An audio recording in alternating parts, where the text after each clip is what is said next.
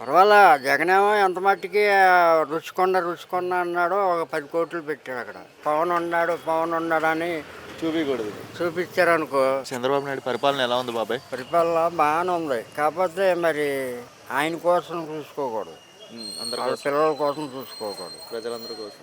అందరి కోసం చూసుకోవాలి. అవి మీ సర్వీస్లో చాలా మంది చూసావు కదా, చాలా మంది గవర్నమెంట్ని చూసావు, చాలా మంది ముఖ్యమంత్రిని చూసావు.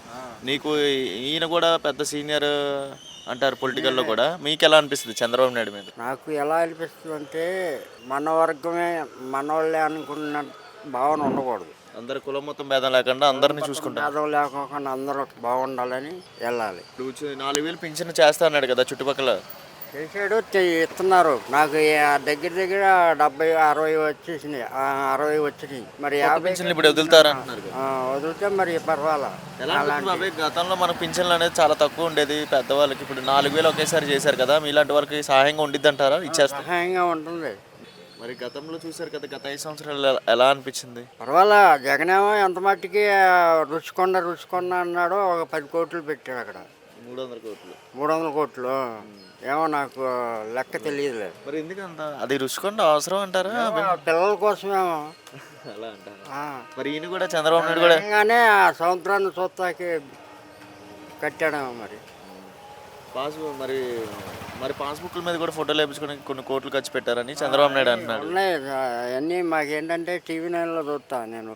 కాసేపు వెళ్ళి కాసేపు ఒక అరగంట టీవీ 9 పెడతాను. మరి ఈయన కూడా ఏమైనా ఫోటోలకి ఇల్లు కట్టుకోవడానికి చంద్రబాబు నాయుడు ఎలా చేస్తాడా? ఈయన కూడా మనకు తెలియదు, చూడాలంటావు. చూడాలి. ఇప్పుడు ఎట్లాగో 2 అయిపోయినాయా? 2 నెలలు 8 నెలలు అయింది. అదే సంవత్సరం దగ్గరికి వెళ్ళి ఈ 4 సంవత్సరాలు చూడండి. చూస్తే వాళ్ళ అబ్బాయి ఎక్కుతాడేమో. లోకేష్ గారి ద్వారా ఇంకేమైనా చూడాలంటే ఇంకేమైనా చూడాలి. వాళ్ళు కుర్రోళ్ళుగా మరి. కుర్రోడు మరి పవన్ కళ్యాణ్ గెలిపించుకున్నారు కదా సినిమా నటుడు. డిప్యూటీ కళ్యాణ్ మంచోడే, కాకపోతే దూకుడు తగ్గించాలి వాళ్ళ అభిమానులు. మరి పవన్ కళ్యాణ్ కూడా తగ్గించాలి. సైలెంట్ అయిపోయి కాషాయ బట్టలు వేసుకున్నాడు. కుర్రోళ్ళు తగ్గాలంట. కుర్రోళ్ళు తగ్గాలి, అప్పుడు మంచిగా పరిపాలన సాగుద్ది. ఏదున్నా సరే మా పవన్ ఉన్నాడని చూపించారనుకో, ఇంకంతే.